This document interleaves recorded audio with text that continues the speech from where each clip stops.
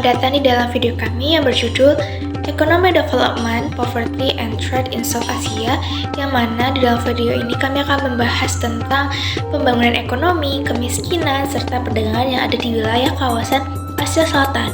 Nah, negara-negara di Asia Selatan yaitu seperti India, Pakistan, Nepal, Bhutan, Maladewa, dan Sri Lanka yang hampir ditempati 2 miliar orang. Meskipun di beberapa dekade, kawasan ini menunjukkan peningkatan yang sangat signifikan. Banyak pertumbuhan ekonomi serta kemiskinan yang terjadi di dalam kawasan ini. Dan ada beberapa tantangan serta hambatan yang membuat kawasan ini akan menarik di dalam pembahasan kami saat ini. Selanjutnya, teman saya akan menjelaskan mengenai pembangunan ekonomi, perdagangan, dan kemiskinan yang ada di kawasan Asia Selatan. Pertama, kita akan memulai dengan membahas pertumbuhan dan perkembangan ekonomi di kawasan Asia Selatan. Kawasan Asia Selatan menunjukkan perkembangan ekonomi yang cukup menarik di beberapa tahun terakhir. Menurut laporan dari World Bank pada tahun 2023, India mengalami pertumbuhan ekonomi sebesar 7,2% pada tahun 2022, yang kemudian disusul oleh Bangladesh sebesar 5,3% pada tahun yang sama. Angka pertumbuhan positif yang ditunjukkan oleh kedua negara ini menunjukkan bahwa kawasan Asia Selatan memiliki potensi ekonomi yang besar dan juga dapat semakin dikembangkan. Namun sayangnya, di balik pertumbuhan yang cukup pesat ini, tidak semua lapisan masyarakat mendapatkan hasilnya secara merata. Contohnya penduduk negara India, di mana 22% dari penduduknya masih hidup di bawah garis kemiskinan yang tidak dapat memenuhi biaya hidup di bawah 2 USD per harinya, yang artinya mereka masih sangat kesulitan dalam memenuhi kebutuhan sehari-hari. Jadi, meskipun kawasan Asia Selatan sudah menunjukkan pertumbuhan ekonomi yang cukup pesat dan signifikan, tantangan kedepannya adalah bagaimana memastikan bahwa pertumbuhan ini dapat terjadi secara inklusif dan dapat mengangkat kualitas hidup bagi seluruh masyarakatnya, tidak hanya di lapisan atas, namun juga merangkul masyarakat yang berada di lapisan terbawah untuk dapat menikmati hasil dari pertumbuhan ekonominya secara bersama. Lalu, bagaimana dengan perdagangan di Asia Selatan? Wilayah ini memang menunjukkan tren yang positif dalam keterlibatannya di perdagangan global.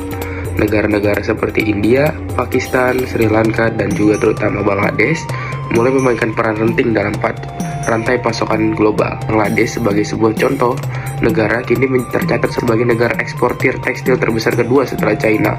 Ini bukan pencapaian kecil, mengingat Bangladesh itu dulunya dikenal sebagai salah satu negara termiskin di dunia. Industri tekstil di sana berkembang pesat, menyerap jutaan tenaga kerja, terutama perempuan, dan menjadi motor utama pertumbuhan ekonomis untuk nasional mereka.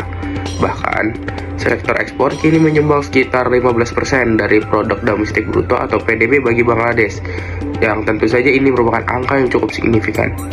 Namun, meskipun keterlibatan dalam perdagangan global meningkat, ada ironi besar yang perlu disorot, yaitu kerjasama ekonomi antar negara di Asia Selatan justru masih sangat lemah. Keterbatasan infrastruktur seperti buruknya konektivitas, transportasi, dan fasilitas logistik yang belum memadai menjadi salah satu hambatan utama bagi Bangladesh dan juga kerjasama di Asia Selatan. Belum lagi persoalan tentang ketegangan politik yang kerap kali muncul, terutama India dan juga Pakistan, menjadi hambatan utama. Sebuah studi dari Asian Development Bank tahun 2022 menunjukkan bahwa perdagangan antar negara di kawasan Asia Selatan yang disebut sebagai intra-kawasan hanya mencakup sekitar 5% dari total perdagangan mereka. Sebagai perbandingan, kawasan ASEAN mencapai angka 25%, bahkan dengan keragaman budaya dan politik yang juga sama-sama tinggi seperti di Asia Selatan. Artinya, potensi ekonomi Asia Selatan masih belum dimaksimalkan secara regional.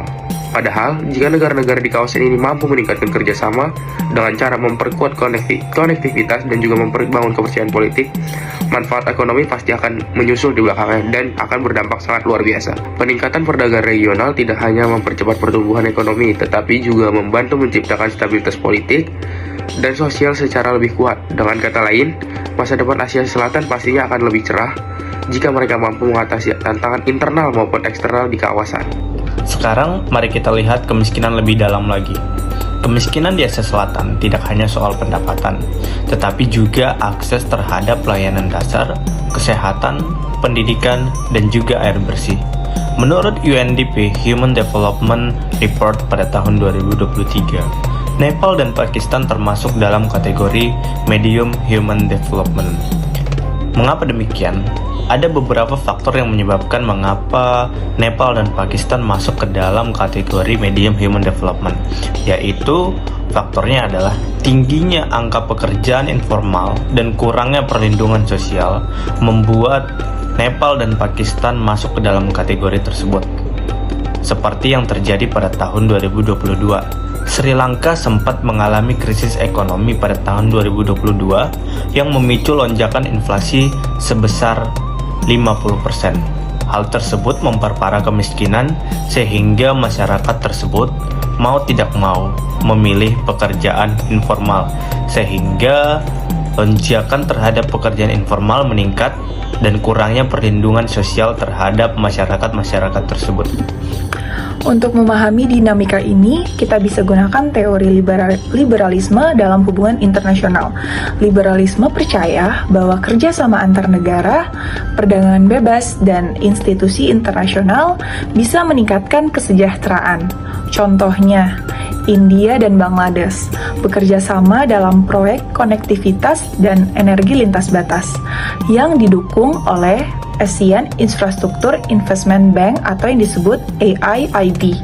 Ini sejalan dengan gagasan bahwa independensi ekonomi dapat menciptakan stabilitas dan mengurangi kemiskinan secara kolektif.